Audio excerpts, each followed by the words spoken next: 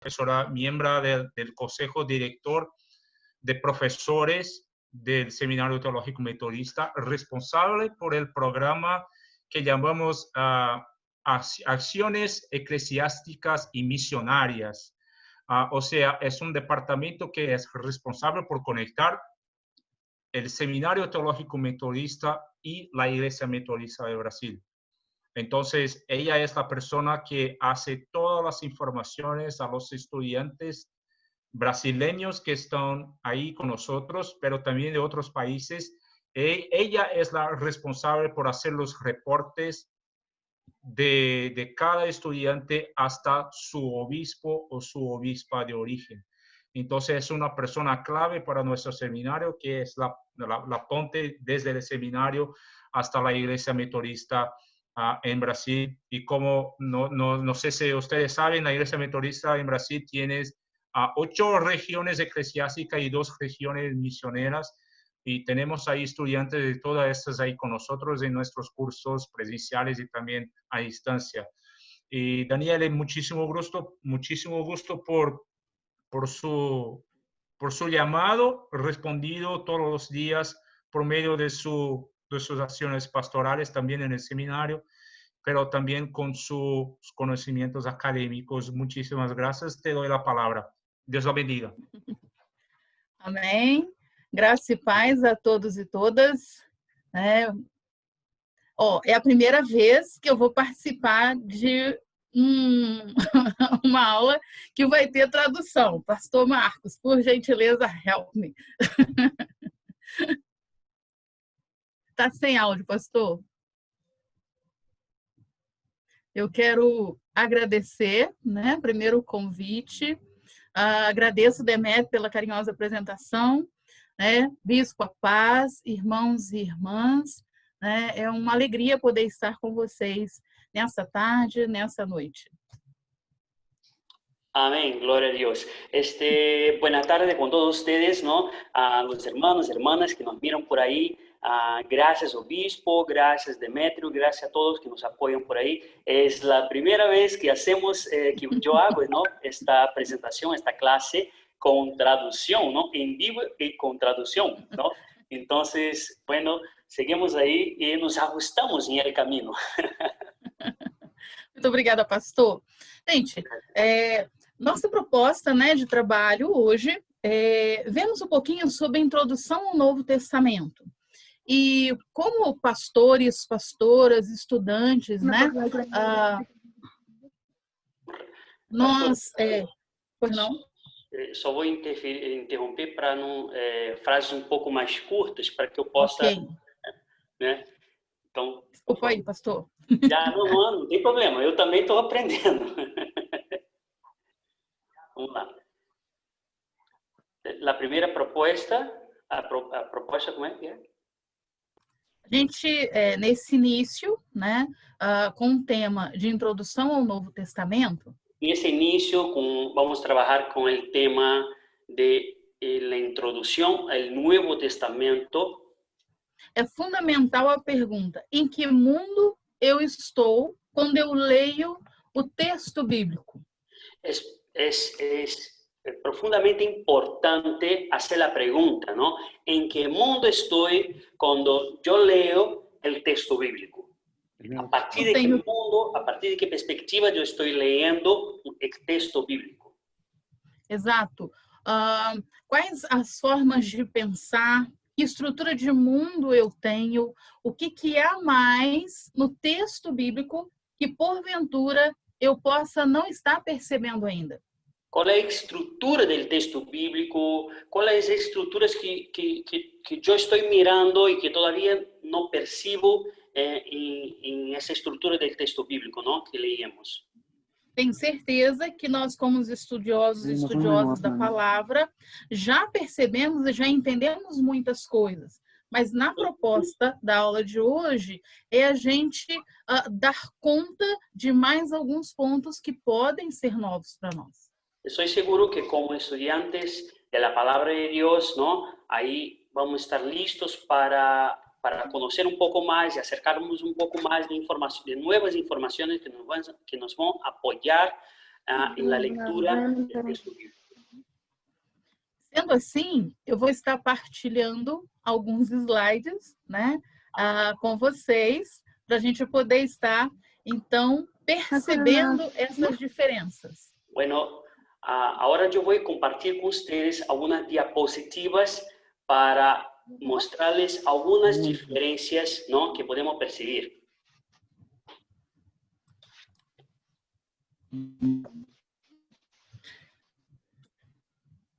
Quando nós estamos no mundo do Novo Testamento, nós precisamos ter clareza de que estamos em mundos diferentes. Como nosotros estamos en el Nuevo Testamento, ¿no?, necesitamos tener en cuenta que estamos en un mundo distinto, diferente, ¿no?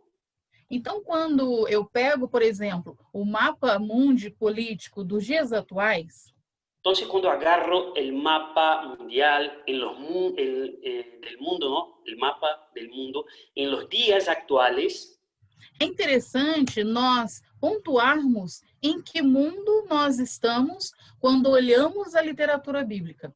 es importante considerar en qué mundo estamos cuando miramos la geografía bíblica. Pode ser. La geografía bíblica.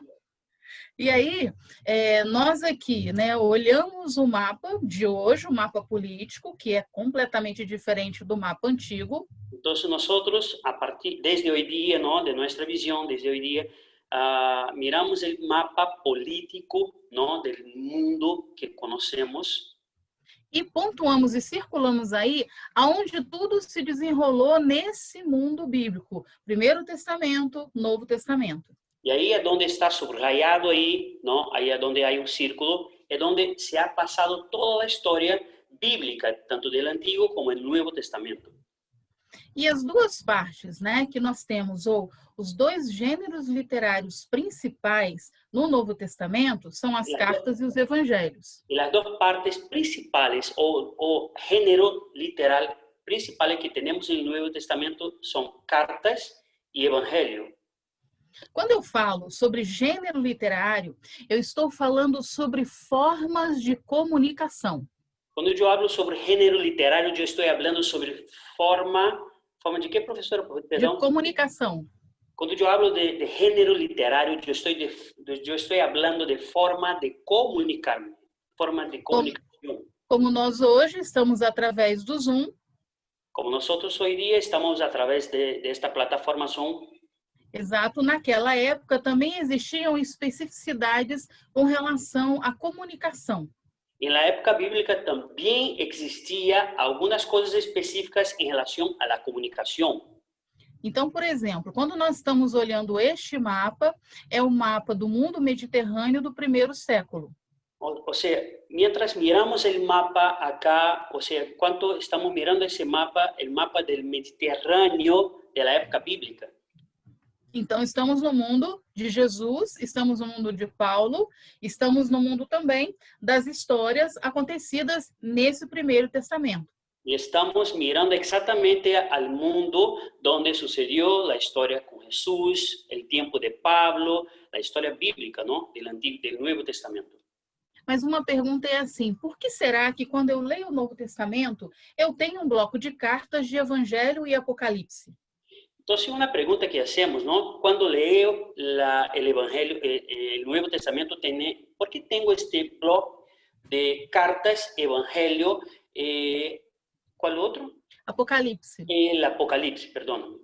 Por que Paulo não escreveu um evangelho? Por que Mateus, Marcos, Lucas e João não escreveram uma carta? E por que o João, né, que não é o João apóstolo, é um outro, ele escreve um Apocalipse? Ou seja, por que Pablo no escribió los evangelios, ¿no? ¿Y por qué Mateo, Marcos, Lucas y Juan no escribieron cartas? ¿Por qué quién es este Juan, que no eres el apóstol, ¿no?, que escribió el evangelio de Juan, escribió este Apocalipse? ¿Por qué? Sim, existem objetivos específicos. E isso é muito importante para nós, pastores e pastoras, líderes, né, cristãos e cristãs, termos clareza disso. Objetivos específicos, ¿no?, que nosotros, pastores, necesitamos tener claro en nuestra mente para leer el Nuevo Testamento. Então aqui a gente vê o mundo dos evangelhos, que é um mundo sírio-palestinense, o mundo de Jesus, onde você tem uma lógica nessa estrutura de comunicação. Eu creio que há áudio que está prendido aí que nos estorba um pouquinho, não? Então, por favor, irmãos, desprendam seu áudio para que não haja essa conversação afuera, não? Porque me perco um pouco em la atenção acá. Professora, pode repetir, por favor, a última parte? Por gentileza. Aí, deixa eu partilhar. Que eu me perdi também, calma aí.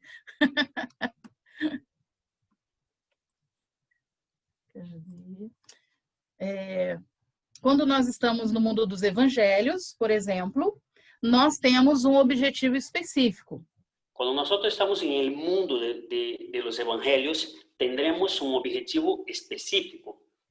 Uma questão que pode ser colocada é: os evangelhos, ou a forma de comunicar do evangelho, é uma forma da lógica da cultura judaica de expressar a sua fé.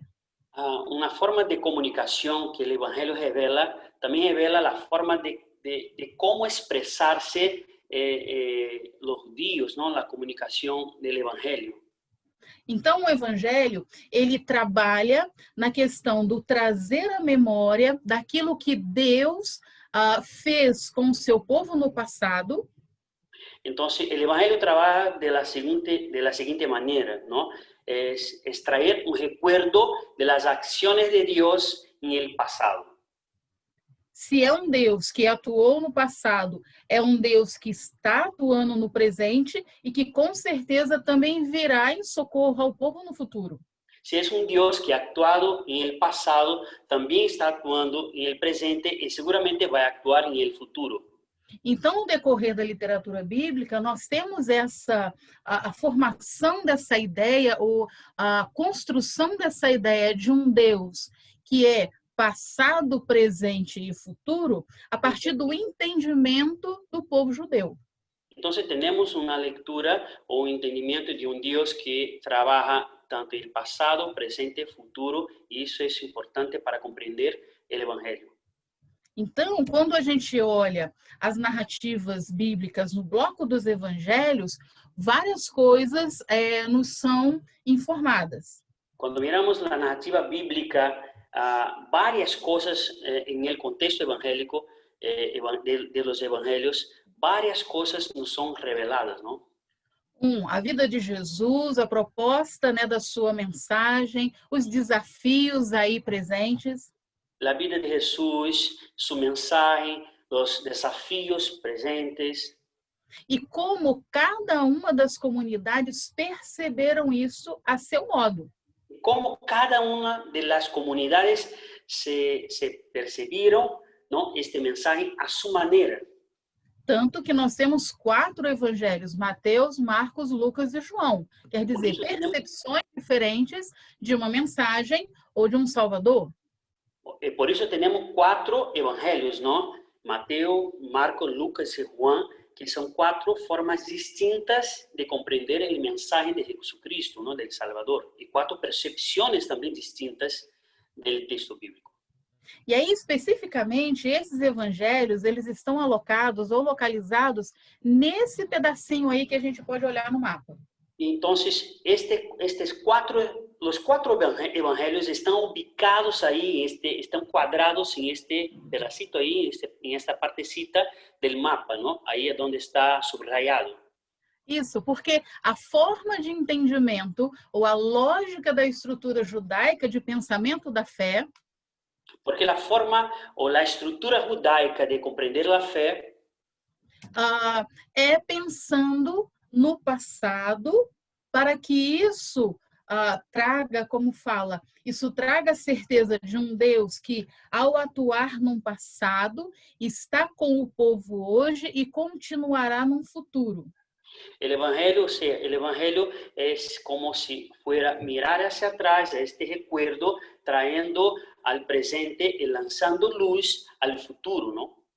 Então, as histórias, as parábolas são de fundamental importância. Entonces, las historias, las parábolas son fundamentales para la vida del pueblo. Uma coisa que é legal, não sei se legal existe aí, né? A palavra, desculpa, né? É que quando eu olho os evangelhos, eu preciso me dar conta de que eu estou no meio do deserto. Una cosa bastante chévere, que cuando yo miro el evangelio, yo necesito darme cuenta de que yo estoy en el desierto.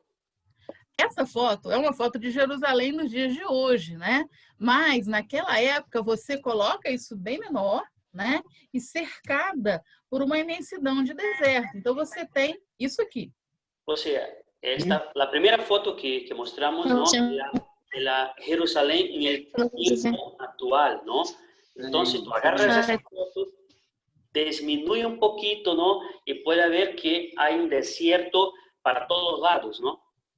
Quando a gente olha especificamente essa foto e a gente vê aqui, né, um pedacinho, não sei se dá para ver o meu cursor, a gente vê um acampamento, um pequeno acampamento de beduínos, né? Tem a estrada aqui, esquece ela, porque hoje, né? Hoje aqui tem, naquela época não tinha. Então, quando miramos o deserto e podemos ver hay acá una mancha negrita o gris acá oscuro, ¿no? Como ahí es donde está la saeta, ¿no? Esta sería la proporción, ¿é isso, professora? Isso, muito obrigada, Demetrio também colocou a canetinha aqui para mim. Aí é onde está a saeta. Aqui a gente tem o acampamento beduíno, aqui tem uma estrada, tira esse trem aí da cabeça, né? Quando você pensa isso em primeiro século. Ou seja, quando pensamos e miramos ou pensamos Jerusalém, temos que sacar de nuestra mente esta imagen de una ciudad grande y pensar mucho más en una cosa más chiquita, como está viendo acá, ¿no? Alrededor, puro desierto, ¿no? Las tendas, acá este campamento, ¿no? Una proporción. Por que isso é importante, Daniele? Porque quando eu penso em Jesus, uma tentação no deserto, e quando eu venho, e quando eu tenho um povo, e agora o negócio não vai. E quando eu tenho um povo, cuando yo pienso sí, ¿no? ¿Por qué, profesora Daniel, es importante tener en cuenta esto, la cuestión del desierto, la ciudad un poco más pequeña de lo que figura para nosotros hoy día? Eu preciso pensar num Jesus que passou por esse local, por um povo de Israel que estabeleceu num local específico, onde havia a questão da falta d'água, das diferenças, das dificuldades. Yo necesito pensar en un Jesús que caminó, que ha caminado ahí mientras la gente en el desierto, personas que tenían la necesidad del agua y otras tantas necesidades, ¿no? Entonces pensamos en este Jesús que caminó ahí, ¿no? En ese desierto con todas las necesidades de la gente. Então,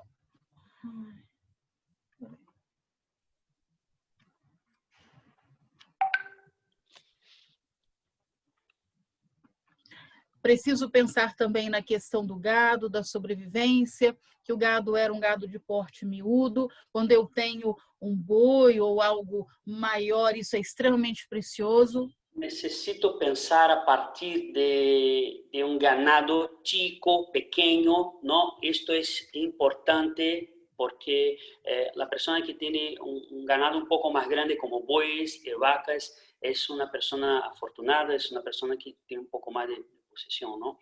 Entonces es importante tener... Sí, profesora. Desculpa, pode continuar. Es importante tener en cuenta que la mayoría tenía el ganado pequeño, ¿no? E tem um motivo. Então, quando eu tenho uma parábola, por exemplo, da ovelha perdida, é de fundamental importância que eu encontre essa ovelha porque ela é extremamente preciosa para aquele que a tem. Ou seja, quando eu leio a parábola da oveja perdida, é sumamente importante que eu tenha em conta todo isso e que eu encontre a oveja porque é de suma importância para a sobrevivência.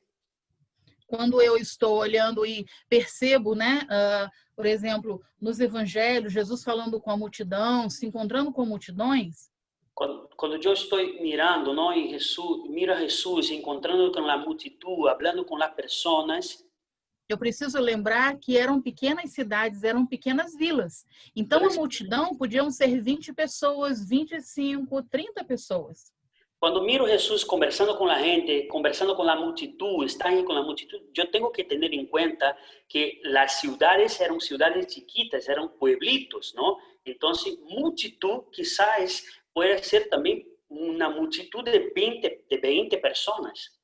Então, quando Jesus ele está, como fala, alimentando a multidão, entonces, cuando se dice que Jesús estaba alimentando la multitud, eu preciso também me lembrar que nesse período há um período de fome e de escassez. yo necesito acordarme que en este periodo precisamente había un periodo de hambre y escasez. E aí, quando se encontra alguém que de fato dá o pão, Entonces, cuando encontramos una persona que de hecho le brinda el pan e que incentiva a partilha, y además de eso nos incentiva a compartir este pan, é algo totalmente diferenciado para a época, onde cada um olhava para si ou para o seu grupo. es algo bastante distinto porque se estaba acostumbrado a mirar para su propio grupo o para sí mismo. Então, a forma como está escrita, a forma como foi elaborado os evangelhos, Entonces, la forma como está escrita y la forma como se elaboró los evangelios tem objetivos, um objetivo específico. tiene un objetivo específico. Trabalhar a questão da fé através ou trazendo à memória as histórias da ação de Deus no passado, Trabajar la cuestión de la fe, trayendo a la memoria las historias, los actos salvíficos de Dios en el pasado. porque dá a certeza da ação de Deus no presente e, consequentemente, no futuro. Porque nos brinda, también nos trae la seguridad de la acción de Dios en el presente y seguramente también apuntando al futuro. Então, a gente vai observando a construção gradativa da questão de um Deus que é presente e da esperança da fé. Entonces, miramos la construcción gradativa de Dios, de la percepción de la fe también. Quando a gente está no mundo das cartas, Cuando estamos en el mundo de las cartas, aí estamos no mundo paulino, mundo joanino, mundo de Judas e etc. entonces ahí estamos en el mundo de Pablo, de Juan, ¿no? Y etcétera. Nós estamos no mundo das polis, no mundo das cidades. Nosotros en ese momento acá, mirando acá, estamos en el mundo de las polis, de las megápolis, de las grandes ciudades. E aí, cadê? E aí, há uma questão que é muito interessante, pelo menos eu acho. Entonces, en ese punto hay una cuestión bastante importante. A pergunta é, por que Paulo não orienta e auxilia suas igrejas com o evangelho, mas auxilia com cartas?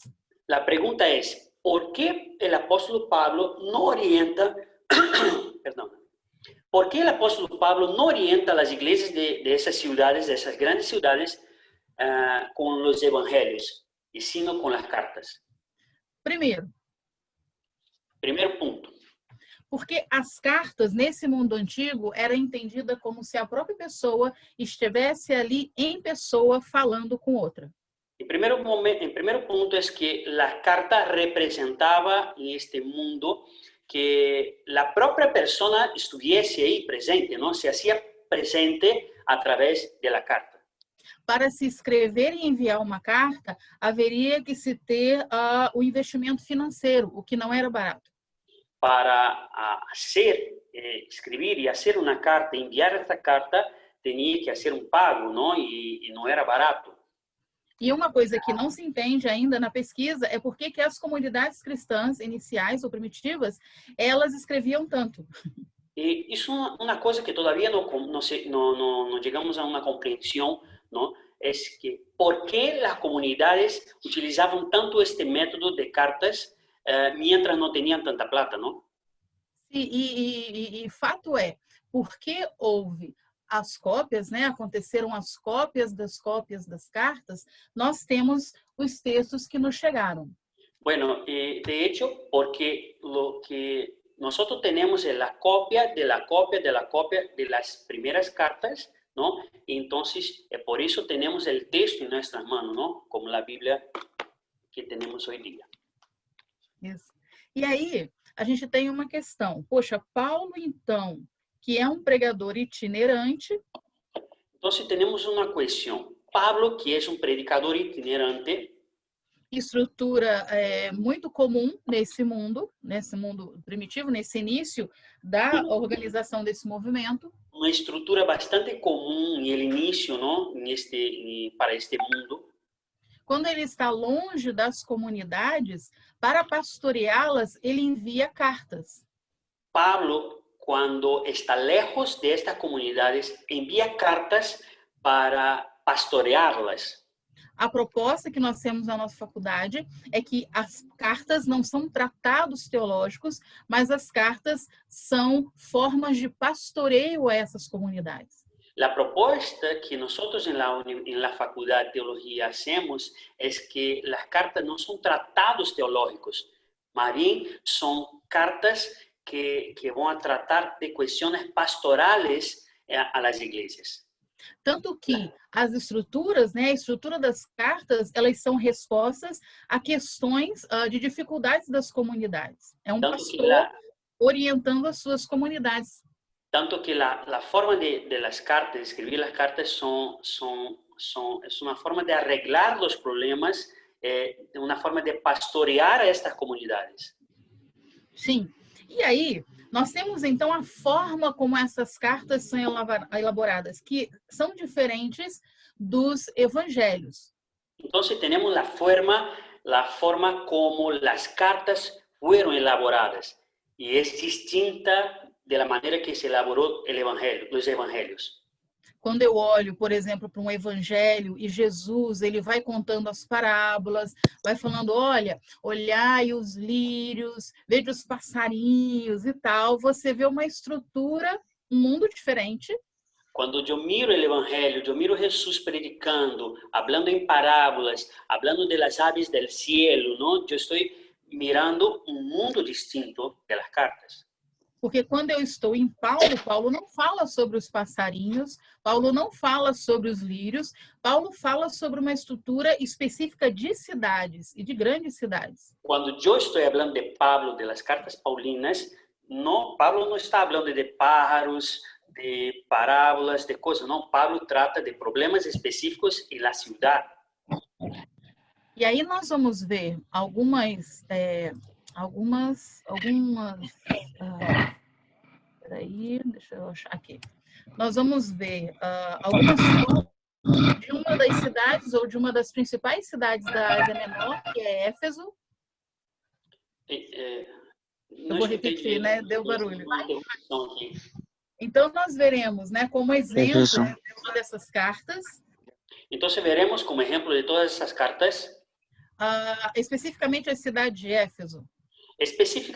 Mais especificamente a cidade de Éfeso. Porque quando Paulo escreve para a comunidade estabelecida em Éfeso, porque quando Pablo, o apóstolo Pablo escreve para a comunidade que já está estabelecida na cidade de Éfeso, ele não utiliza essas imagens que nós vemos, por exemplo, nos evangelhos. Ele não utiliza esta imagem ou as imagens que se utilizam no evangelho, nos evangelhos. Ele utiliza da retórica, da arte do falar bem, da argumentação. Ele se utiliza, se aferra a la arte de hablar bien, de la predicación, de la argumentación. Exatamente porque ele está no mundo greco-romano, tal como a gente pode observar no mapa. Exatamente porque Paulo vive neste mundo greco-romano. E aí a forma, né, de pensar sobre os problemas nesse mundo. Então, a forma de pensar acerca de los problemas neste mundo é construindo e é pensando especificamente sobre o problema, elaborando, questionando, construindo. A forma de tratar os problemas em essas cidades, nas mega cidades, não, é mirando os problemas de frente, craneando, pensando, reflexionando sobre os problemas. Argumentação, perguntas retóricas das quais o ouvinte já sabe a resposta. Haciendo argumentaciones, predicaciones, de los cuales los oyentes ya tienen la respuesta.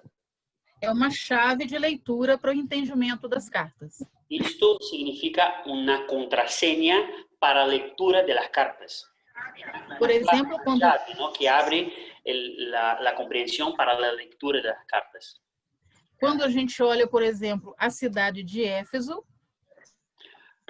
Cuando, por ejemplo, miramos a la ciudad de Éfeso, nós podemos observar, ela é uma das, como fala, melhores cavadas e reconstruídas nos dias de hoje, nos dias atuais. cuando miramos la ciudad de Éfeso, podemos mirar que es la mejor excavada, que hicieron ese trabajo, esa labor de excavación, ¿no?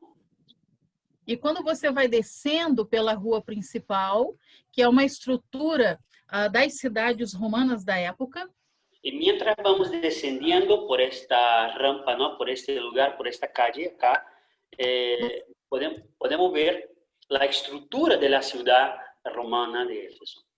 Nessa rua principal estava concentrada as principais coisas da cidade. En este callejón o calle estaba ubicadas las principales cosas de esa ciudad. Então, os templos, as lojas, os comércios. O sea, los templos, las tiendas, los comercios, se ubicaban todas ahí.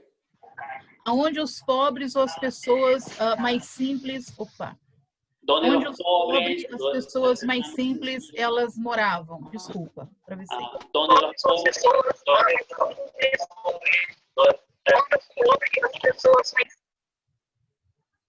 hay un delay, ¿no? Alguna cosa así. Ya. Entonces, la profesora estaba diciendo que en ese lugar es a donde los pobres, las personas más sencillas vivían, ¿no? Não. Nessa cidade, nessa rua principal, eram as pessoas, né, mais abastadas, templos, comércio. Era uma rua principal onde viviam e onde se encontrava essa estrutura da cidade. Ya, perdóname. Entonces, volviendo un poquito, en esta calle que descendía, ¿no? Donde se encontraban los comercios, las tiendas, ¿no? Y también ahí cerquita vivían también las personas más ricas, los pitucones, ¿no? Por así decir, ¿no? Los pitucones. Entonces vivían ahí alrededor de ese lugar. Como é que fala pessoa rica, pitucones? Pitucão. É o ricaço, é o ricaço. Tá, legal. Eu não conhecia essa expressão. Bem, aí, e aonde fica ou ficavam as pessoas mais pobres, as pessoas mais simples? Aonde elas moravam? Então, a pergunta viene, onde quedava a gente pobre, a gente mais simples, mais sencilla, mais simples? Especificamente aqui na cidade de... Não estou achando aqui a reguinha. Especificamente na cidade de Éfeso, aqui nas montanhas. Os pobres em la ciudad de Éfeso especificamente viviam em los cerros, em las montanhas. E aí é um problema, porque como eu tenho na cidade de Éfeso constantes abalos sísmicos. Então é um problema. ¿Por quê? Porque constantemente temos em Éfeso temblores, abalos sísmicos. Com isso, as casas das pessoas que ficavam alocadas nessa região, ou seja, com isso, as casas das pessoas que quedavam ubicadas em este cerro, em esta região, eram constantemente destruídas e reconstruídas no mesmo lugar. Eram constantemente destruídas e reconstruídas no mesmo lugar. Tá, Daniele, para que você está falando tudo isso? O que isso me ajuda no estudo de introdução ao Novo Testamento? Profesora Daniele, ¿por qué me dije todo esto? ¿Qué esto me va a apoyar o me va a ayudar en mis estudios teológicos y de introducción al Nuevo Testamento? Me ajuda a perceber que a linguagem, a estrutura e a forma de vivenciar a fé me ajuda a perceber a estrutura, a forma de vivenciar a fé. Elas são diferentes no mundo dos evangelhos, do mundo das cartas e, consequentemente, no mundo dos apocalipses. É distinto, esta fé é vivenciada de maneira distinta do mundo das cartas y del mundo del Apocalipse y del mundo de los evangelios. Outro exemplo, quando a gente vê os templos construídos nessa rua principal, Otro ejemplo, cuando miramos el templo construido en esta calle principal, nós temos um templo que era erguido, né, a uma divindade específica, porque no mundo greco-romano nós temos muitas divindades. Tenemos un templo que se construyó, ¿no? En adoración a un Dios, ¿no? Y tenía muchos dioses en esta época. Perceba que, diferente do mundo dos evangelhos, porque a questão do mundo dos evangelhos, a discussão dos evangelhos, perciba que es distinto del mundo de los evangelios, porque la discusión en el mundo de los evangelios es distinta. É a questão de Jesus que perdoa pecados, a questão da destruição do templo, que acontece no ano de 70. É a questão de um Jesus que perdona pecado, é a questão, lo que sucede en los evangelios está basado basicamente en eso, ¿no? Es la cuestión de un Jesús que perdona pecados, es la cuestión de la destrucción del templo que se vaya a tener esa destrucción efectivamente en el año 70.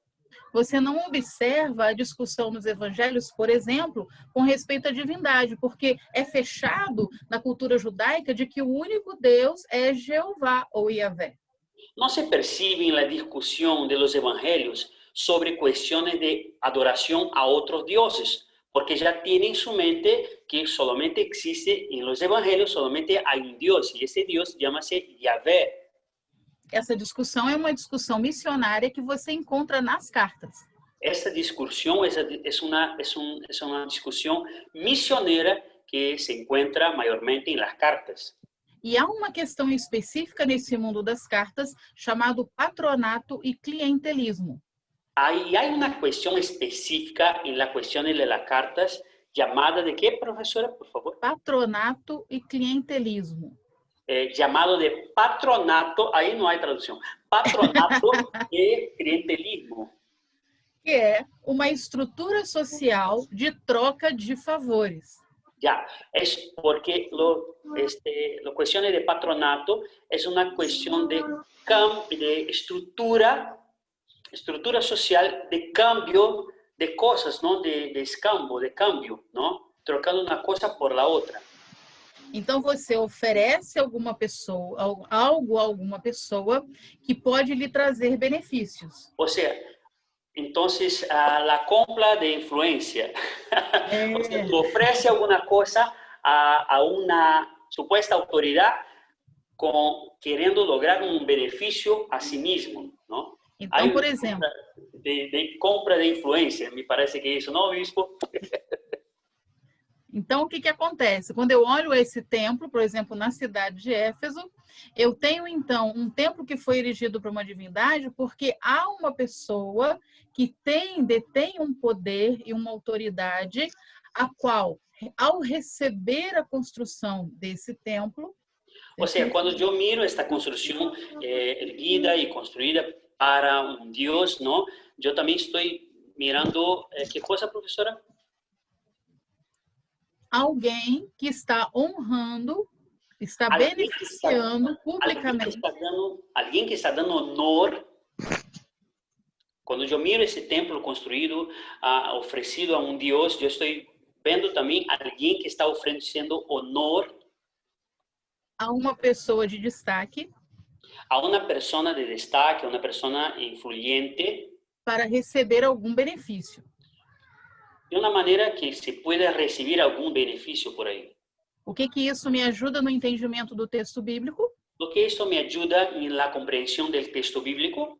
Que quando a mensagem de Jesus vem através dos pregadores itinerantes, que quando a mensagem de Jesus vem através dos predicadores itinerantes, tal como o apóstolo Paulo, como o apóstolo Pablo, ele inverte as coisas.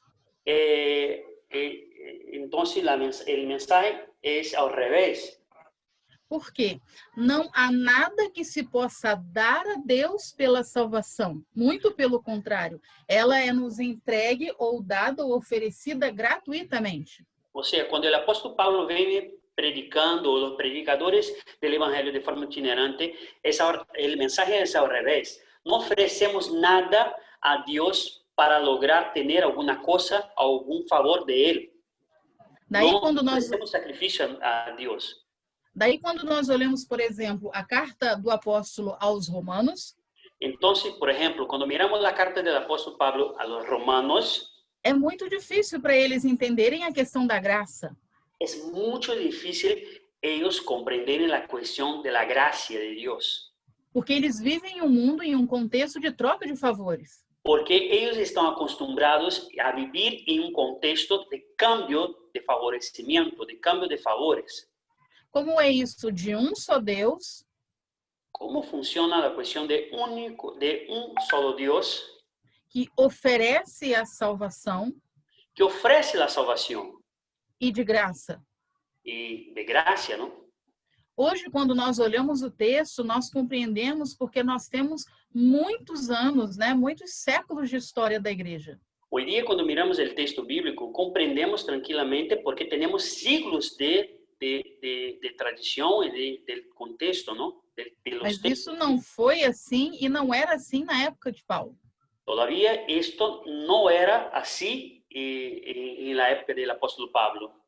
Então, como é que isso nos ajuda enquanto pastores e pastoras e líderes da comunidade cristã? Entonces, ¿cómo esto puede ayudarnos como pastores y pastoras en nuestras comunidades cristianas? Em tudo há tempo e é preciso sempre esperar esse tempo a fim de que a ação do Espírito Santo aconteça na vida das pessoas e esse entendimento venha. En todo existe un tiempo, ¿no? Hay que esperar para la acción del Espíritu Santo venga y traiga la comprensión a las personas. Uma outra coisa que nos ajuda também, ou pode nos direcionar, Una otra cosita también que puede ayudarnos, apoyarnos, a direccionarnos. quando nós olhamos o texto bíblico e vemos, por exemplo, a carta aos Romanos e essa estrutura da sociedade romana de troca de favores, Cuando miramos el texto bíblico de la carta de Pablo a los Romanos y esta estructura de cambio de favores, nós nos damos conta sempre nosotros nos damos cuenta, siempre nos damos cuenta, de que aonde nós estamos levando a palavra, nós estamos pregando, as pessoas têm um contexto em que elas vivem, uma forma de entender, uma forma de conceber as coisas.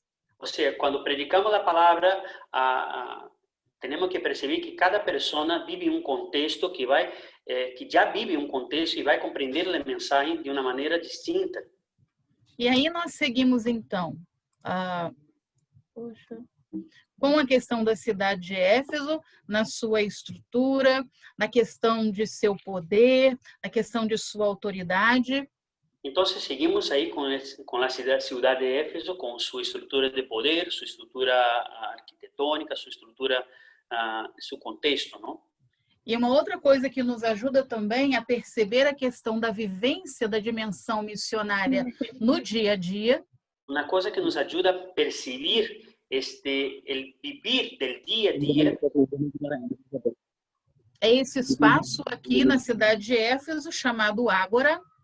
É esse espaço que vocês estão mirando aí, chamado Ágora, que era o espaço comercial da cidade, né? Toda a cidade de estrutura romana tinha o espaço da Ágora. E era espaço onde tinham as tendas, um espaço comercial, não? Onde cada cidade romana teria esse espaço de comércio, não? De comercialização, de câmbio. Então, aqui você tem as tendas, as barracas, e você imagina isso aqui, mais ou menos, o tamanho disso aqui é quase que de um campo de futebol. Ou seja, imaginem-se que isto acá é como uma cancha de futebol, não? Aí bem grande, onde havia tendas, onde havia negócios, fazia esse trueque, câmbios de coisas. Então, imagine Paulo, os discípulos, aqueles que estão com ele, ali preparando as tendas, conversando e tal, igual feira livre, não sei como é que chama aí. Então, imagina-se Pablo com seus discípulos ou com as pessoas aí, armando as tendas, não? Neste mercado, neste contexto, não? E aí você imagina, por exemplo, você vai andando na feira, eu não sei, Marcos, se aí tem a feira também igual tem aqui, é igual? Então você está na feira, por exemplo, eu particularmente gosto muito de ir na feira, agora eu não estou indo por causa da questão do coronavírus, mas aí você está andando na feira e na feira tem de tudo. Entonces, es como acá también en nuestra ciudad, ¿no? Donde estamos, ¿no? Hay un mercado central, hay un mercado más popular donde hay esta feria, ¿no? Donde hay ese comercio ambulante, donde hay frutas, hay verduras, todo que viene del interior. E você vai andando pela feira, pelo comércio central, você escuta de tudo. Você escuta alguém escutando louvor, você escuta alguém falando da novela, você escuta alguém falando mal da vida de alguém, você escuta alguém partilhando o evangelho. O sea, la estructura es un poco parecida con la nuestra, ¿no? Mientras tú estás ahí caminando y comprando sus alimentos, tú estás escuchando a alguien hablando sobre la novela, estás escuchando a alguien hacer un chisme de otra persona y también escucha a alguien predicando el evangelio. E de repente passa-se perto aí da tenda ou do local onde Paulo e seus discípulos estão, né, as pessoas que estão com ele, eles estão conversando sobre a igreja lá de Gálatas, ele está conversando sobre a fé em Jesus e alguém para e começa a prestar atenção. O sea, mientras están caminando, comprando, haciendo sus compras ahí, pasan cerca de la tienda de Pablo, que está armando su tienda y conversando con las personas, con los discípulos, con sus apoyadores ahí sobre la iglesia de Gálatas, sobre la iglesia de Efesios, sobre otras iglesias, sobre la obra misionera. Entonces la persona se detiene ahí para escuchar. Ora, então, eu não tinha, e não havia mesmo, depois se der tempo, eu não sei, a gente pode ver a dinâmica da questão da grande comissão em Mateus capítulo 28. O sea, no sé si vamos a tener tiempo, pero después quería ver con ustedes la gran comisión, la cuestión de la gran comisión en Mateo capítulo 28. Você tem a missão incorporada e presente na vida, no cotidiano. Você não fala assim, naquele época, né? Eu vou fazer missão. Não, a missão faz parte da vida. Você é a própria missão o tempo inteiro. O sea, en este contexto, principalmente del Mateo capítulo 28, la gran comisión, tú no sacas un tiempito de tu agenda para hacer misión. La misión está adentro de cada uno de nosotros, de nuestro estilo de vida, de nuestro vivir. No es que sacamos un tiempito y nuestra agenda voy a hacer misión. No, la misión es la propia vida de uno. E aí você vai descendo essa rua principal na cidade de Éfeso e você vê, né, a questão do... você vê o teatro. Espera aí que eu quero achar uma caneta que tem. Então, mientras descendemos aí esta calle que miramos aí, ¿no? De la ciudad de Éfeso, vamos a encontrar este coliseo, sería esto. É um teatro, é um grande teatro. Perdão, um teatro. E o teatro, ele é monumental e ele pontua uma estrutura social que não muda. E este teatro remarca uma estrutura social que não cambia. É um teatro monumental, é um monumento grandaço que marca uma diferença que não cambia. Observe aqui o tamanho das pessoas, né? Você tem um cara aqui, uma moça aqui, tem um cara aqui, tem um outro casal. Observem acá, hay personas, ¿no? Hay una dama acá arriba, hay un muchacho abajo acá, hay una otra damita acá en la escalera, ¿no? Perciba el tamaño de uno en comparación a la magnitud de este teatro. Isso tem uma mensagem ideológica do Império Romano. Isto carga em si um mensagem ideológico do Império Romano que era passada através de uma estrutura chamada monumentalidade. Que era passada, essa ideia era passada através do Império Romano através de uma coisa chamada monumentalidade, não? Através as estruturas, a arquitetura. Através das estruturas, dos monumentos, se passava mensagem, não? Tanto na época, já começa, né, na Grécia, e isso se estende ao período do Império Romano. Empieza en Grecia y se extiende hasta el dominio romano. Toda cidade romana tinha um teatro, ou um grande teatro tal como esse. Toda ciudad romana tendría un gran teatro como este. E a mensagem é, olha, o poder de Roma, não se volte contra ele, não se rebele contra, se estabeleça e a mudança social, ela inexiste. O sea, cuando uno miraba este monumento, ese monumento quería decir, mira cómo el imperio de Roma es poderoso, no te metas con ellos, ¿no? Mira, se establezca ahí, quédese tranquilo, porque eso no va a cambiar. Por que eu estou falando isso? Porque os locais no teatro, eles eram já demarcados. ¿Por qué yo estoy hablando de esto? Porque los sitios, los lugares ahí, ¿no? A donde quedaban ubicados los lugares de donde sentaban ya estaban predefinidos para algunas personas. Então, pessoas de mais honraria se sentavam à frente e assim, consecutivamente, até o local mais alto. O sea, personas con más honor se sentaban más cerca en las primeras degradas acá, ¿no? Escalera, y así sucesivamente hasta arriba, ¿no? Primero las personas con más honor, después las personas con menos honor y así sucesivamente. E existiam, né, também locais específicos demarcados ou comprados por famílias. E existia também lugares específicos que eram comprados por famílias. Então você tem o tempo inteiro essa repetição ideológica de que a estrutura social já está montada, se você não tem algo a trocar com alguém, você está excluído ou excluída do sistema. O sea, entonces, cuando miramos esta estructura social a través de este monumento, ya es un mensaje que te da que si tú no tienes plata para comprar, si tú no tienes plata para estar, tú automáticamente tú ya está al toque, ya te quedas excluído. O que isso me ajuda em termos de evangelho? Que quando na palavra de Deus, né, é ensinada, ou na ação missionária paulina, é falada que Jesus, né, veio como Filho de Deus para salvar o mundo, isso é complicado de ser entendido. Porque, veja bem, uma pessoa, uma pessoa, né, comum, como uma pessoa comum, dessa estatura, dessa envergadura, pode ser um salvador. Isso é de difícil compreensão. Sim, isso é complicado compreender em este mundo, porque como uma pessoa pequena desse tamanho pode ser o salvador de toda uma nação, de todo o mundo, não? Esse é o mensagem por detrás disso. Isso é um mensagem difícil de compreender. Desafio vivido pelas comunidades cristãs no início, tanto que eram comunidades pequenas. Daqui a pouco a gente vai ver a chamada Gruta de Paulo, né, que fica isso foi um desafio. Passar esse mensaje adelante foi um desafio das comunidades, não, de Pablo. Mais adelante, como vamos ver um pouco mais adelante. E a gente começa a perceber, ou a gente percebe, como foi inovador e louco ou louca a mensagem do próprio Cristo.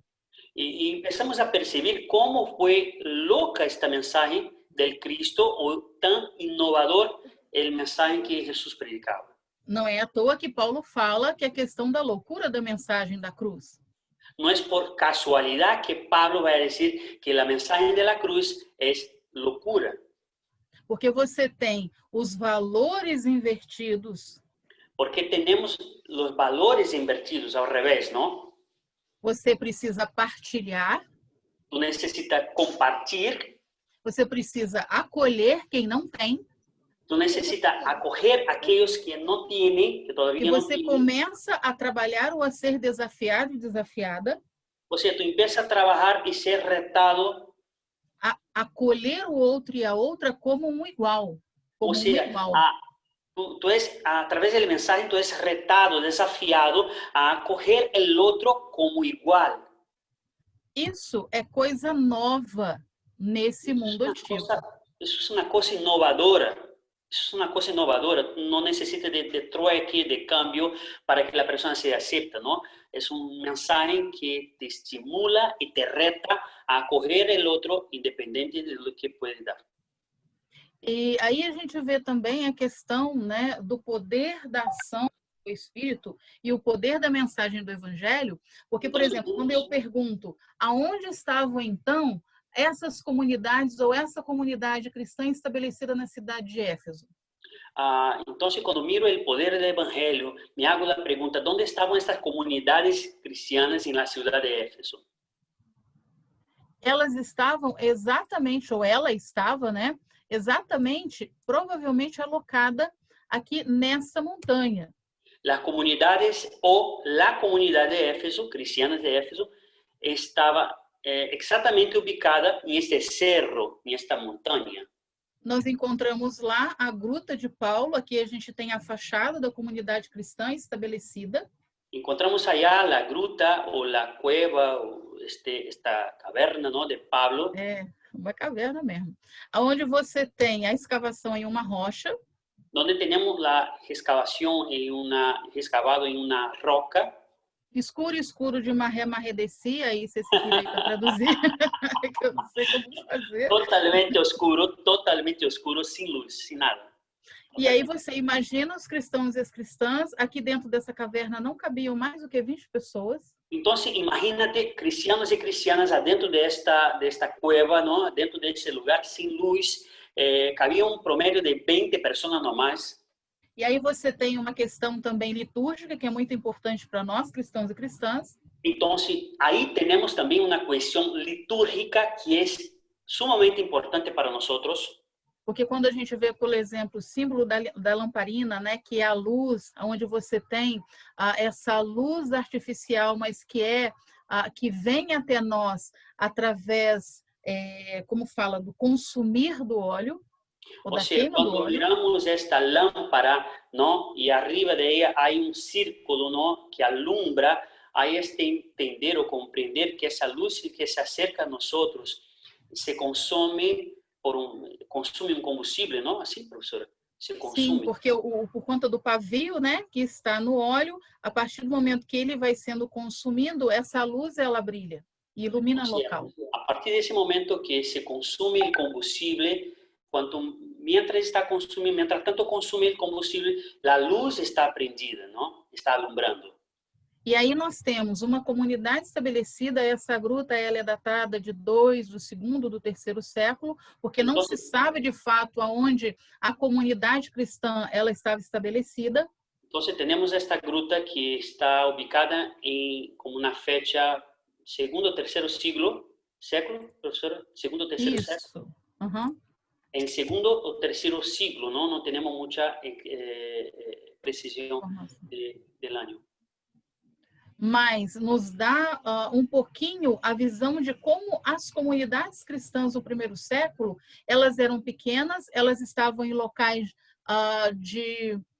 onde as pessoas mais simples viviam, provavelmente. Então, esta imagem que estamos vendo agora, não, esta cueva ou esta caverna, nos remete um pouco como eram as comunidades cristianas neste tempo, neste siglo, não eram comunidades grandes ou igrejas constituídas como temos em mente hoje em dia, não? Eram pequenas, com poucas pessoas ubicadas ou como quase que excluídas, não, da parte da cidade, da grande cidade. Estavam mais alejadas em el cerro.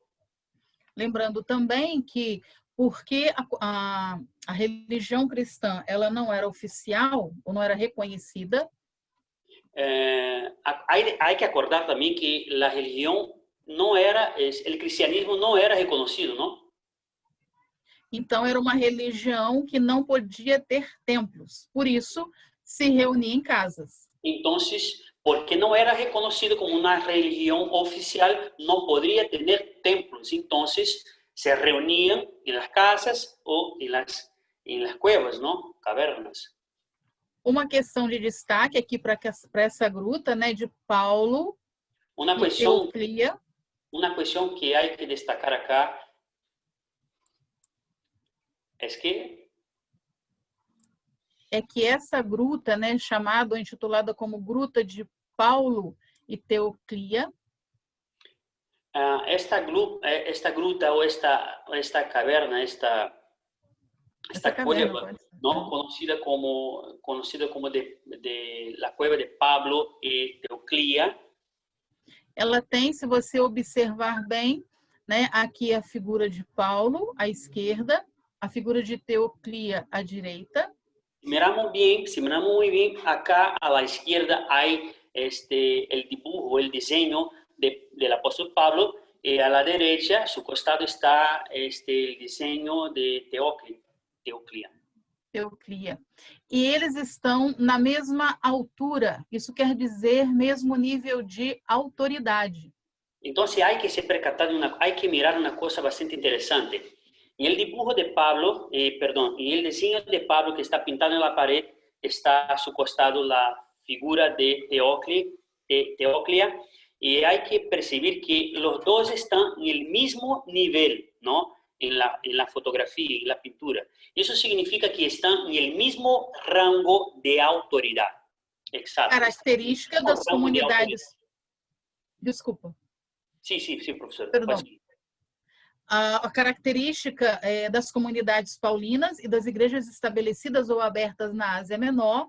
Una característica de las iglesias paulinas o de las comunidades en la Asia Menor. A presença da figura feminina como líder dessas comunidades. É bastante comum a presença da figura feminina em essas comunidades. Quando a gente olha esse mundo de Ásia Menor, onde nós temos as comunidades primitivas do primeiro século, abertas ou estabelecidas pelo apóstolo Paulo. Quando miramos estas comunidades em Ásia Menor, não, comunidades pequenas que foram aperturadas por el apóstolo Pablo, nós observamos a presença e a liderança das mulheres porque era algo comum. As famílias eram de cunho matriarcal e não patriarcal somente. Quando miramos essa estrutura em las comunidades cristianas, ¿no? En la Asia Menor, en el Asia Menor, esas comunidades que fueron aperturadas por Pablo, es muy común tener las mujeres asumiendo autoridades, porque la estructura social ahí no era solamente patriarcal, pero también matriarcal. Quando você viaja pela Ásia Menor, antiga Anatólia. Quando se viaja por el Asia Menor, antigua Anatólia, atual Turquia, você vê inúmeras divindades femininas e não masculinas. Quando viajamos por esse sítio, por esses lugares, não, tu vas a ver inúmeras figuras femininas, não, de diosas femininas e não somente masculinas.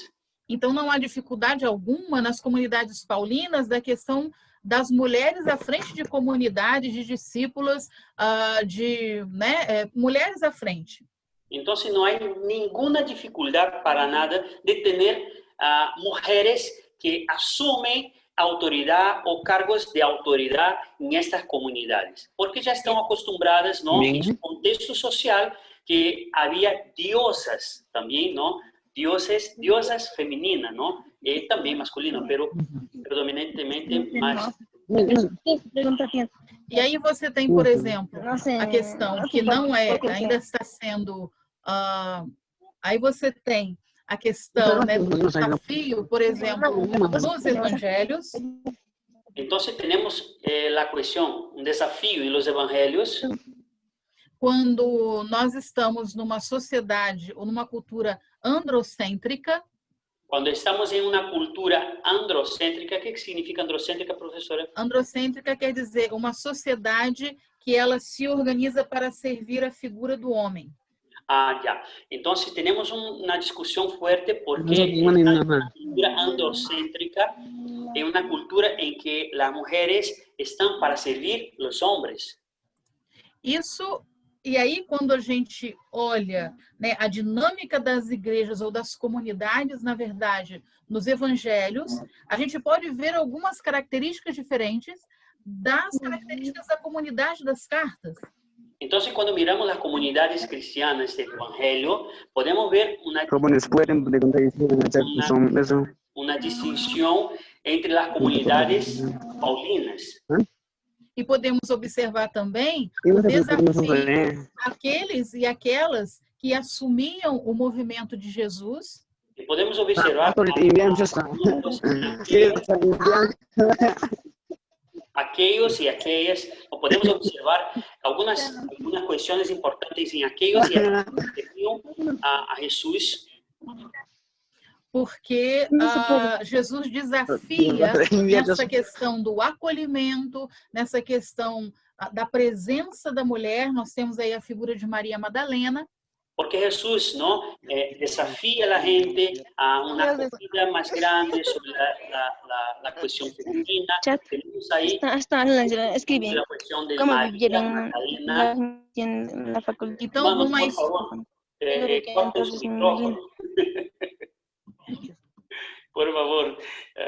Voy a tener el tiempo de hablar, por favor, gracias.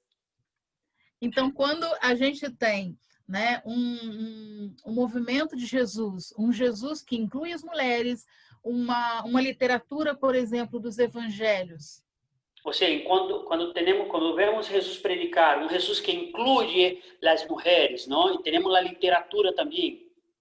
Onde nós temos, em todos os sinais do evangelho, isso não é gratuito, a presença das mulheres indo até o túmulo, né, tendo o primeiro encontro com o ressuscitado.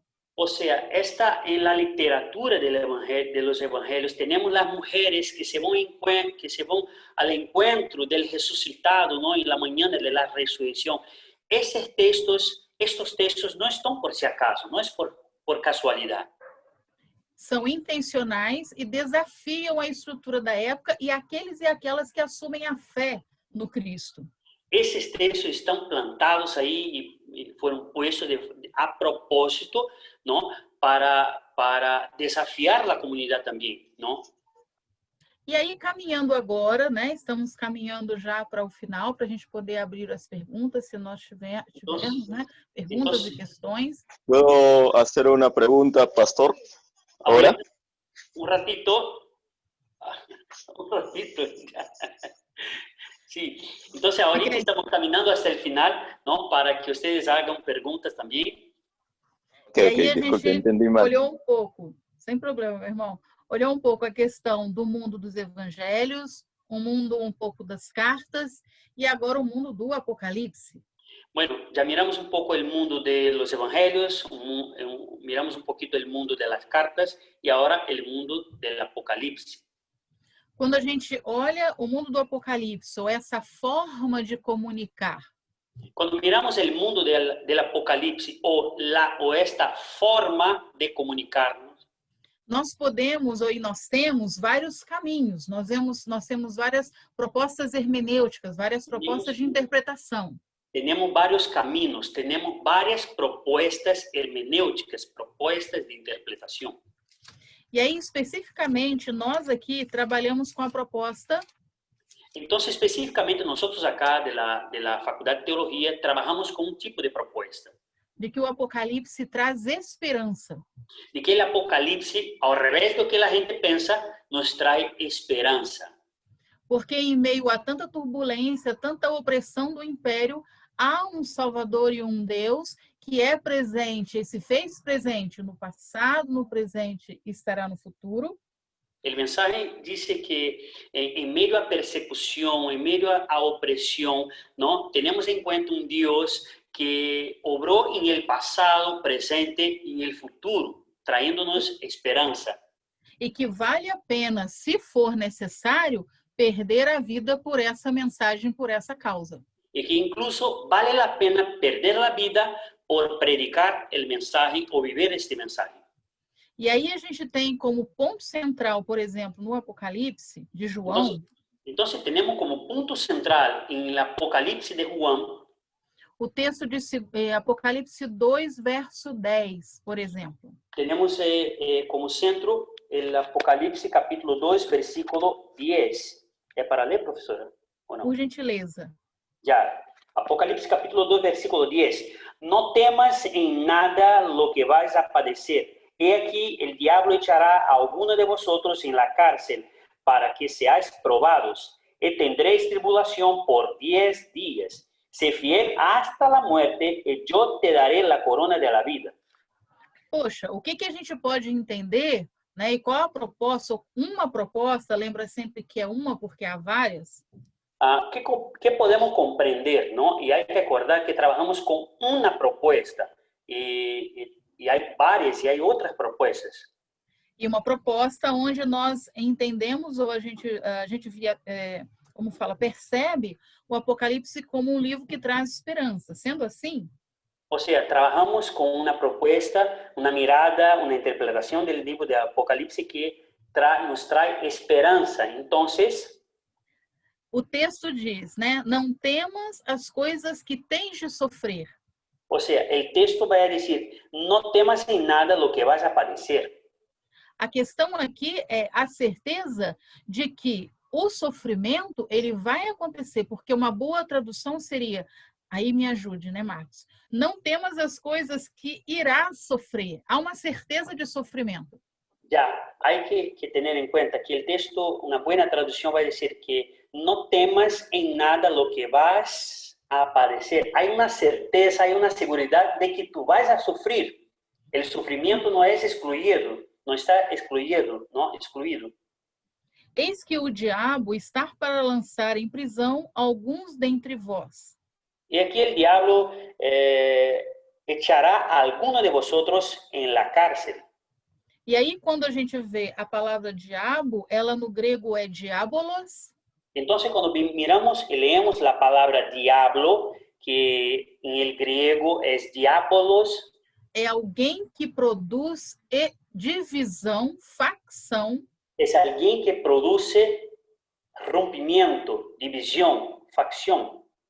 Diz o texto que essa facção ou essa divisão colocará muitos em prova e tereis tribulação de 10 dias.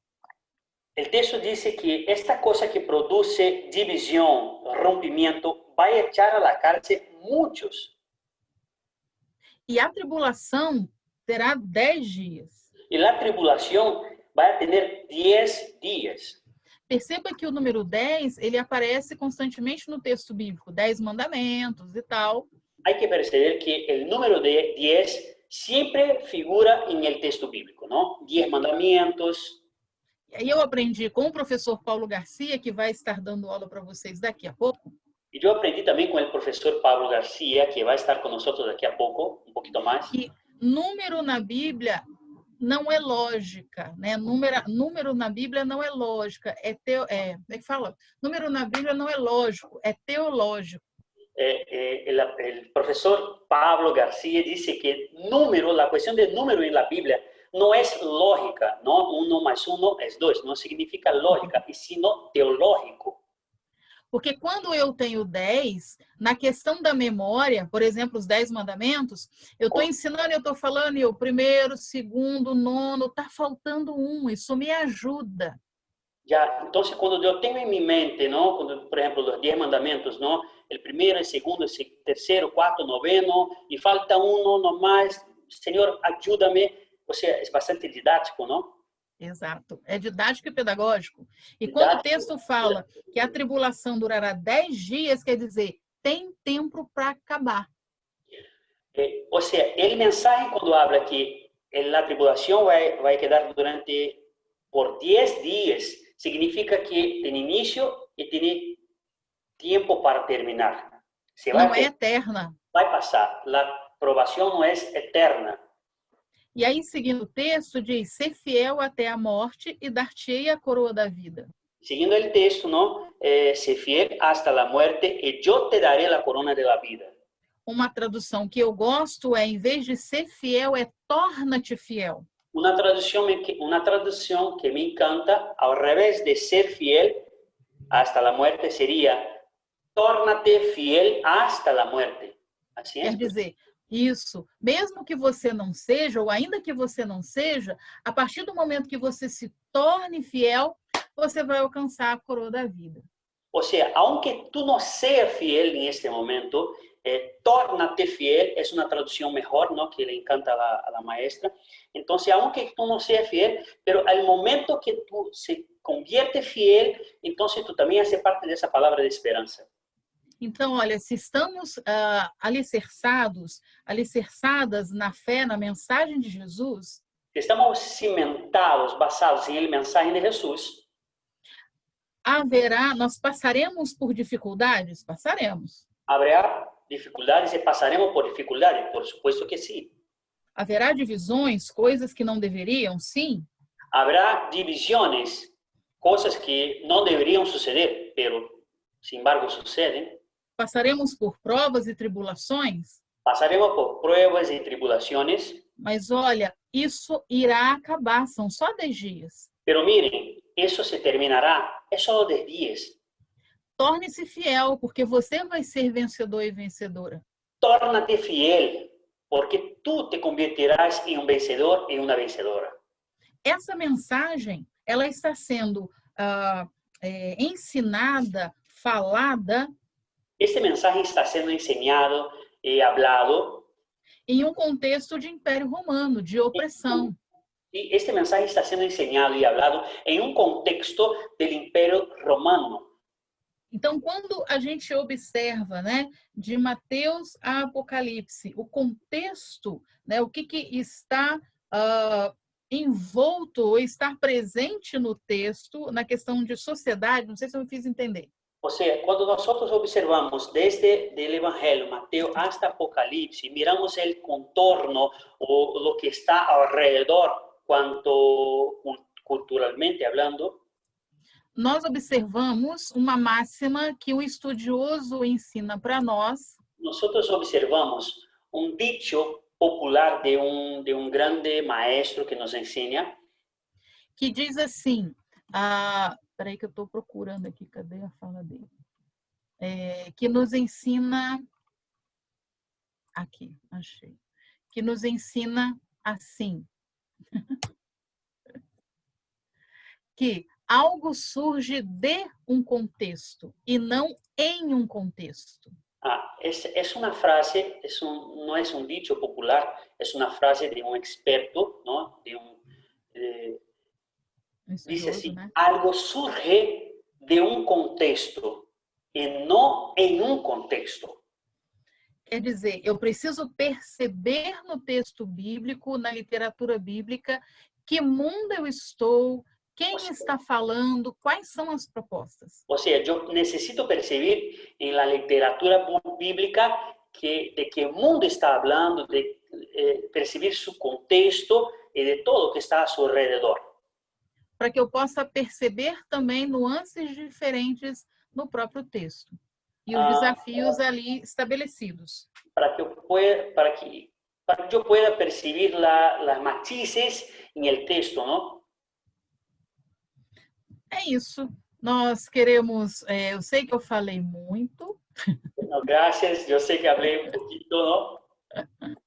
Mas a questão é assim, quando eu leio o texto, há um mundo por detrás do texto. La cuestión es así. Cuando yo leo el texto, existe un mundo todo un mundo por detrás de un texto. E quando eu observo esse mundo por detrás do texto, y cuando yo observo el mundo por detrás de ese texto, eu posso compreender melhor por que isso está escrito dessa forma. Yo puedo comprender mejor por qué está escrito de esta manera. Por que o evangelho é dessa forma, as cartas são dessa forma, o Apocalipse é assim. ¿Por qué el evangelio es de esta forma? ¿Por qué las cartas son de esta otra manera? ¿O por qué el Apocalipsis es de esta manera? Por que eu tenho formas de comunicação diferentes para alcançar povos diferentes?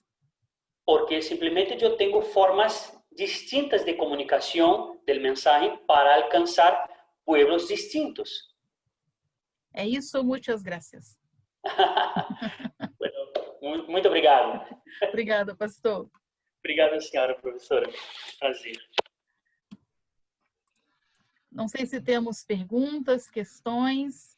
Fiquem à vontade, por gentileza. Muchísimas gracias. Yo tengo algunas preguntas aquí desde el chat de Vázquez, Susi Quispe y también de Edith. Pero sé también que el pastor Bustamante estoy pronto a hacer una pregunta. Permítame solamente compartir ahí. Yo creo que la pregunta de Vázquez y Susi Quispe son muy similares porque tienen preguntas acerca de si estuvieron en la cueva sin luz, ¿cómo se llama? ¿Y qué usaron para alumbrar? O Susi Quispe también, ¿cómo vivieron en la oscuridad y cómo caminaron los apóstoles? No sé si ellos gustarían de hacer nuevamente la pregunta o completar la pregunta, si quieren comentar.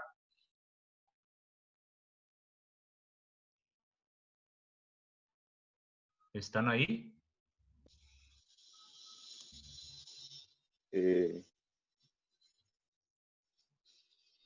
¿Ahora se puede hacer la pregunta? O... Un minuto, por favor. Estoy dando la oportunidad a Vázquez y Susi. Ah, Susi Vázquez. Gracias. ¿Están ahí o...?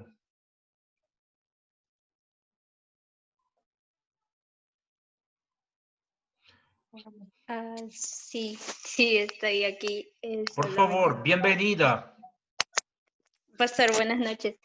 Mi pregunta era, por ejemplo, si ellos estuvieron en la cueva, explicó la pastora, como 20 personas, ¿no? Si ellos se reunían en la noche, ¿cómo ellos tenían la luz? ¿Qué material usaban, no? ¿Cómo se llama la luz que usaron en ese tiempo en la Eles, cueva?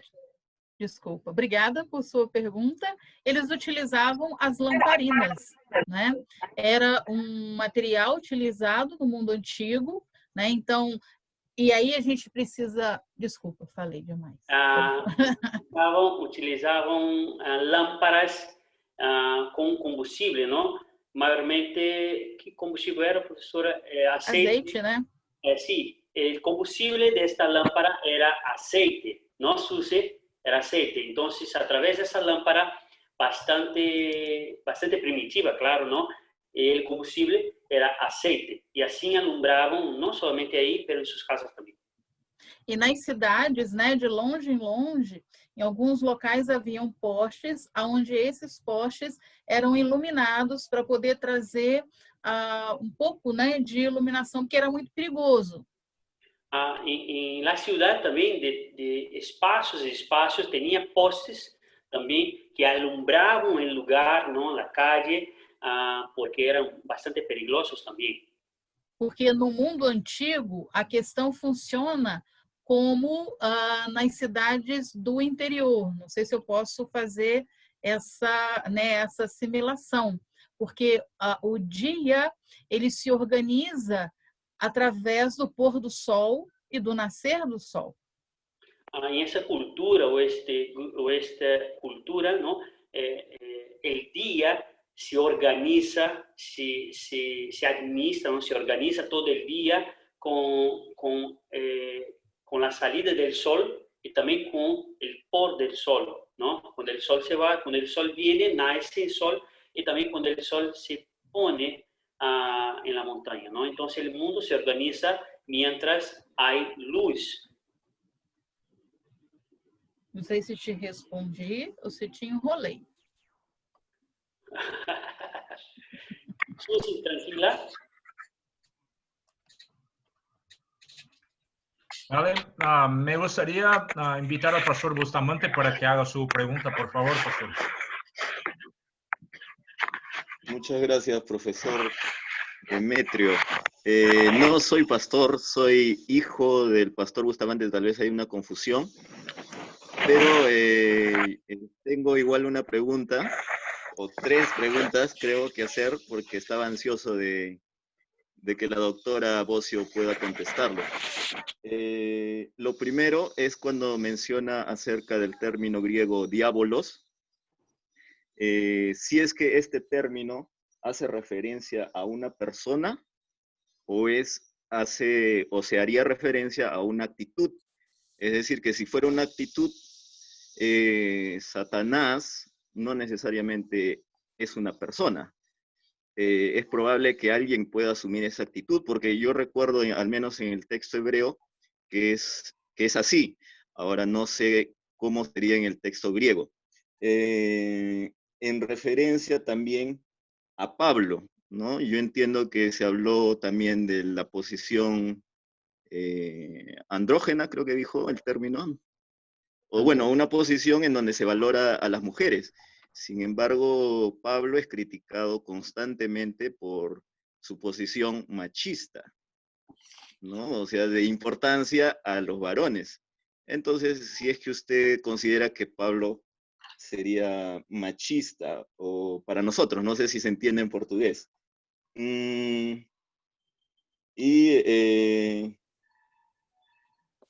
Bueno, agradecerle porque usted hizo mención al mundo que está detrás del texto, ¿no? Algunos teólogos afirman que hay que hacer esa conexión entre dos mundos. Y eso es muy importante. Si no nos vamos al mundo antiguo, no vamos a poder entender a qué estaban haciendo referencia. Así que muchas gracias, doctora. Es una exposición excelente. Gracias. Eu que agradeço, né, pelas perguntas e vamos lá. Agradeço, José. Gracias por la pregunta. Muy buenas. A questão do diabolos é exatamente o que você falou. Quando a gente olha, por exemplo, nome de demônio na Bíblia é importante. Desculpa aí. Cuando miramos en la Biblia, esa pregunta que hizo, ¿no? Sobre el diablo, ¿no? Esto mismo que hablaste, ¿no? Y cuando miramos nombre de demonio en la Biblia, es importante, ojo. Porque, por exemplo, se a gente olha, eu não vou fugir da sua pergunta, não. Vou falar do diabo de Apocalipse. Não sei se eu posso seguir, Marco. Eu estou com medo de falar muito. Não, porque o telefone tocou aqui, eu perdi a atenção, perdão. Sem problema. Então, vamos lá. Quando a gente fala, né? Eu falei sobre a questão de o nome de diabo na Bíblia é importante. A gente tem que dar atenção. Ajá. Por quê? ¿Por qué debemos dar atención, ¿no? Y poner la atención cuando miramos nombre de demonio en la Biblia, o diablo? Porque você tem Beelzebub, você tem diabo, você tem Satanás. Porque, dependendo de onde ele está sendo utilizado, ele tem um objetivo específico. Porque tú vas a ver el nombre de Beelzebub, Satanás, diablo, dependiendo de dónde está ubicado en el texto bíblico, tiene un objetivo específico. E especificamente em Apocalipse 2:10, né, que a gente estava falando sobre diabolo. E especificamente em Apocalipse 2:10, onde estávamos falando sobre diabolo. Exatamente o que você falou. Uma pessoa pode assumir essa postura de divisão na comunidade dos fiéis, percebe? Exatamente isso que falaste, José. É exatamente isso. Uma pessoa pode assumir este rol de divisão em meio da comunidade. Nós temos também propostas hermenêuticas que veem essa questão do diabo como uma figura sobrenatural? Temos. Temos também uma proposta hermenêutica que vê este nome diabo como uma figura espiritual, sobrenatural. Mas, sim, existe. Mas quando a gente olha o termo grego, ao falar de diabolo, ele está indicando divisão. Por exemplo, aí você vê se está certo que eu vou falar, até no português, eu posso ser uma diaba na vida do pastor Marcos. Ya, entonces, José, mis hermanos, cuando encontramos ese texto que la profesora ha dicho que hay una otra forma también de leer de hermenéutica, ¿no? Que mira también el diablo como un espíritu, ¿no? Pero para explicar mejor, en ese contexto acá que estamos hablando, era como si yo puedo decir así, yo soy una diablo femenino, una diabla en la vida del pastor Marcos. O sea, yo soy alguien que causa división, que causa rompimiento, que causa, ¿no? Exatamente. Essa é uma questão. A segunda, quando você fala sobre a posição machista de Paulo. A segunda coisa, quando tu hablas da posição machista do apóstolo Paulo, a gente pode ter duas coisas, né? Podemos ter uma leitura equivocada, que já foi muito comum. Já, podemos ter duas coisas, José. La primera parte es una lectura equivocada que es bastante común, ya hubo bastante, ¿no? Una lectura equivocada de Pablo. Porque se eu olho uma estrutura judaica que é formatada, que é organizada para o bem servir da figura masculina, daí chamada androcêntrica. Se eu miro a estrutura judaica, que é uma estrutura androgênica, que trata de servir es una estructura patriarcal que la mujer trata de servir al hombre, porque me parece que yo no me hizo comprender bien. José dijo que andrógena sería el hombre que sirve a la mujer, ¿no? Pero al revés. Esa es una cultura en que la mujer sirve al hombre. Toda a estrutura está a serviço da figura masculina. Toda estructura en esta andrógena está a servicio de la figura masculina. E aí, se eu olho o texto com os óculos de hoje, sim, Paulo é machista. Entonces, José, si yo miro el texto con los anteojos de hoy día, entonces sí, Pablo es machista. Mas o pessoal lá da Bíblia dessa época não está sabendo que eles são machistas. Pero el personal de esta época y la Biblia y el texto bíblico no sabe que son machistas. Porque a estrutura que eles têm, eles vivem, eles nasceram nela, percebe? Porque esta es su estructura común. Ellos nacieron en esa estructura, ¿no? No sabían tampoco que significaba machismo. E aí é muito legal quando você vê um Jesus que tem mulheres junto e discípula tal como Maria Madalena. Es muy chévere cuando tú ves a Jesús en su ministerio y en su ministerio hay mujeres que están ahí trabajando también. Então, assim... Eso es lo que sorprende, ¿no? Porque Jesucristo, estando en el mismo contexto, no tiene una figura machista, pero Pablo sí. Entonces, estando en ese mismo contexto, no necesitamos estar ahora en nuestro contexto actual, contemporáneo, de siglo XXI, ¿no? Pero bueno, ok. Exato. E aí, irmão, é essa questão também que eu falei do 1 e do 2, assim, essa visão de Paulo, e aí você falou do Paulo, né, como uma posição machista, ela vem sendo revisitada também. O sea, esa visión de Pablo como machista es una visión que tiene, que hoy día las personas están haciendo una relectura. ¿Eso sería, profesor? É, uma releitura, porque Paulo, na verdade, não era machista. Porque Pablo, en realidad, no era machista. Quantas mulheres nós vemos como líderes das comunidades? A questão é... ¿Cuántas mujeres vemos, principalmente en Pablo, que son líderes em suas comunidades? A questão e aí isso não é meu, eu aprendi com o meu professor, Paulo Garcia, que vai dar aula daqui a pouco para vocês. Então, isso não é meu, isso eu aprendi com a maestra Daniela, que foi minha maestra, e que também aprendeu com o maestro Paulo. Que muitas vezes nós não lemos o texto. Nós somos ensinadas a ler o texto com os olhos de outros. E aí a gente não percebe a presença das mulheres. Ou seja, muitas vezes estamos acostumados a ler o texto com os olhos de outras pessoas e não ler o texto com os anteojos do contexto, ¿no? Então, agarramos um comentário e o que esta pessoa comenta, entonces pasa a ser nuestra idea de qué significa el texto, ¿no? Pero, sin embargo, no es así.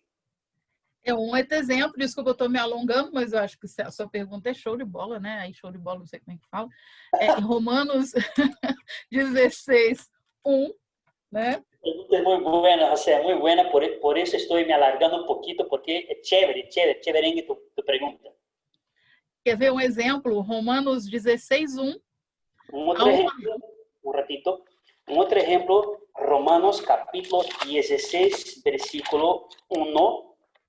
Nós temos aqui Paulo recomendando a irmã Febe, que está servindo a igreja de Cencreia. Ou seja, vemos acá o apóstolo Pablo recomendando a la hermana Febe, que está servindo na igreja em Cencreia. Qual uma questão aqui? É a tradução do texto. Qual é a questão acá? É a tradução. No português está escrito assim, ó, não sei como é que está aí no espanhol. Recomendo-vos a nossa irmã Febe, que está servindo a igreja de Cencreia. Acá é um pouquinho distinto. Diz assim: os recomendo además nuestra irmã Febe, la cual es diaconisa de la iglesia en Cencreia. Show! Tá ótima essa tradução em espanhol. Tá melhor do que português. Reina Valera. Tá dando de 10 a 0. Porque, assim, a diaconisa não era apenas aquela auxiliar na estrutura da igreja da comunidade primitiva. Ou seja, a diaconisa não era somente uma pessoa que ajudava, que auxiliava na estrutura da comunidade ou na liturgia, alguma coisa assim. Ela era líder. .com.br. Era un liderazgo, decía un liderazgo fuerte, es una mujer que era una líder. E ele está recomendando a que essa igreja, como fala, receba no Senhor como líder. Y Pablo está recomendando a esta iglesia que reciba la hermana Febe, esa diaconisa, como una líder.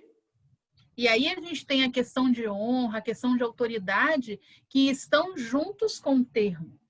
Entonces, tenemos la cuestión de honor y autoridad que están involucradas dentro del término diaconisa. Bem, é isso. Falei para Chuchu. Obrigada. Gracias, hablé bastante. Un ratito que me voy al baño. Bueno, creo que tenemos solamente tiempo para más una pregunta. Me gustaría invitar a Araceli Soriano Quintana. Se gustaría presentarte y hacer su pregunta, por favor.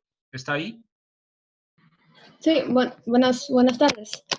Por favor, bienvenida. Gracias. En cuanto a lo que la doctora Daniele decía, mi pregunta sería que, más que pregunta, una duda.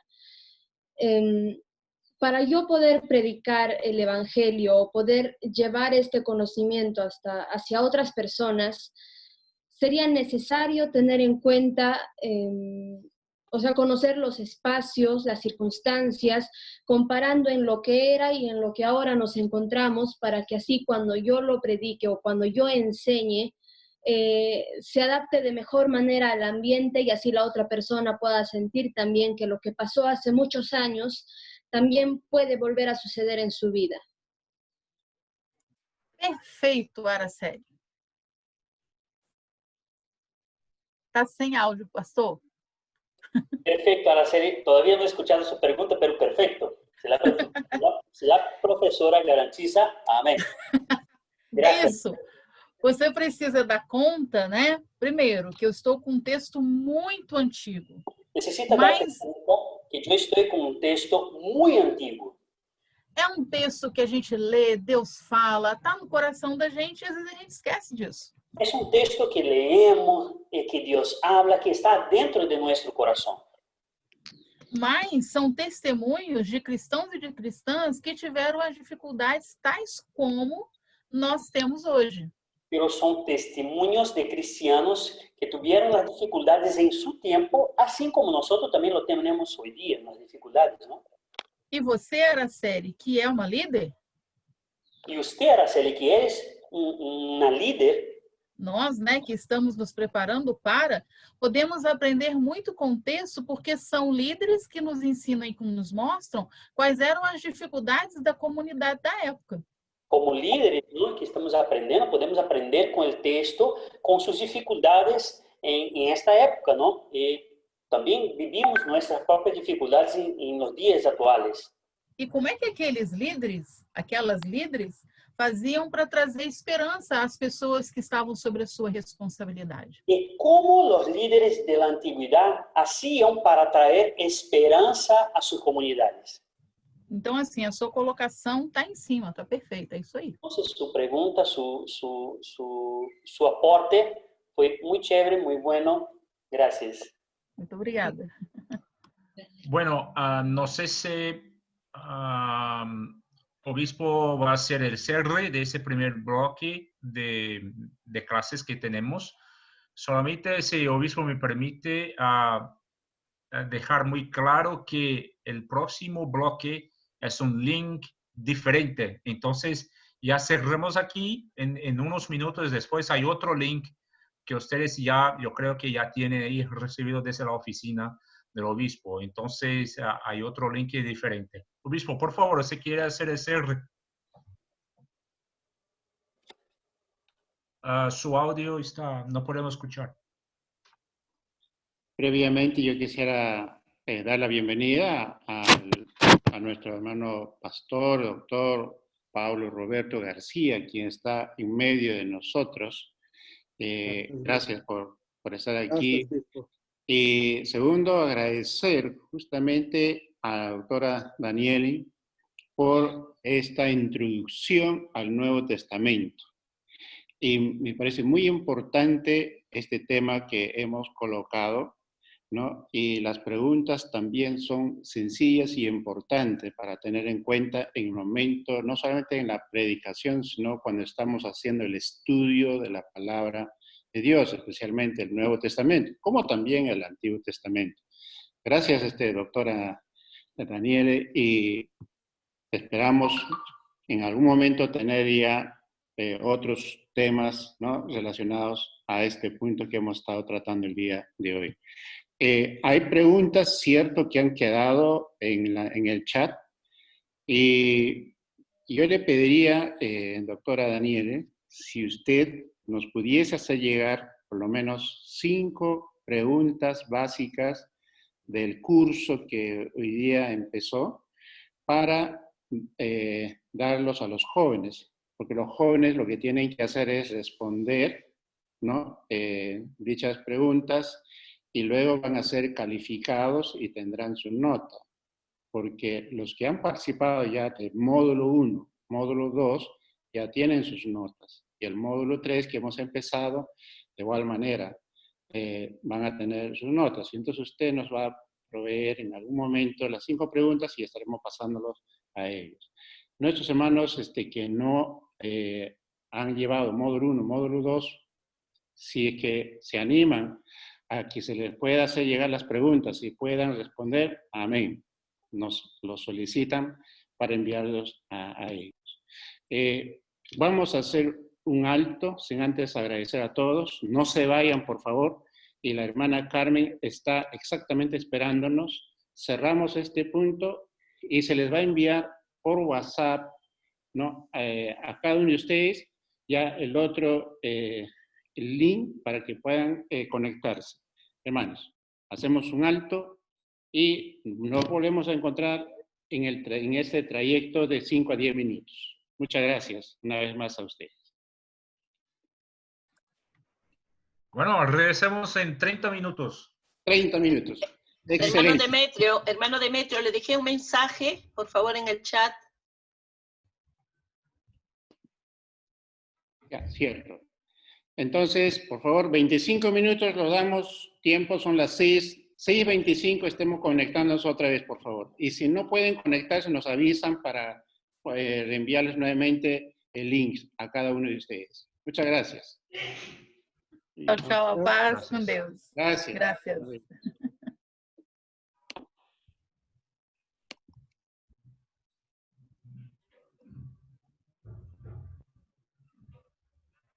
Carmen. Sí, No, hermano. no comprendo. ¿Qué necesita? El link de la siguiente clase es el mismo número. ¿Es el mismo? Sí. Ah, bueno, qué bien. Entonces. Ah, ya, porque yo me guío de lo que me envió por correo. Ah, está bien, está bien. Ah, ya, listo. Se lo voy a volver a enviar entonces a los jóvenes por el WhatsApp. Sí, si es lo mismo, por favor. Bueno, déjame ver solamente para que tenga. A ver, verifiquemos. Sí.